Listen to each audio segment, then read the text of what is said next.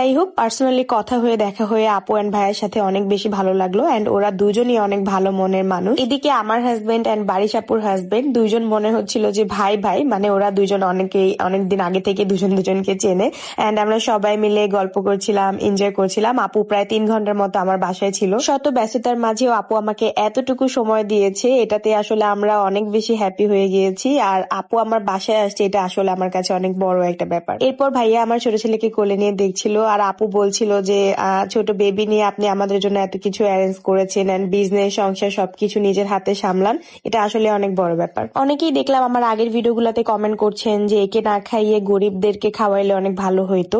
আরে ভাই রে ভাই, বাসায় মেহমান আসলে তো আল্লাহ খুশি হয়, কিন্তু আপনাদের মানুষ জাতিকে খুশি করা আসলে কোনো কিছু দিয়ে সম্ভব নয়। যাই হোক, এরপরে আপুদের বাসায় ফিরে যাওয়ার সময় হয়ে গেছে। ঢাকাতেও আপুর অনেকগুলা কাজ আছে, যার জন্য আপুকে আর আটকানো সম্ভব হয়নি।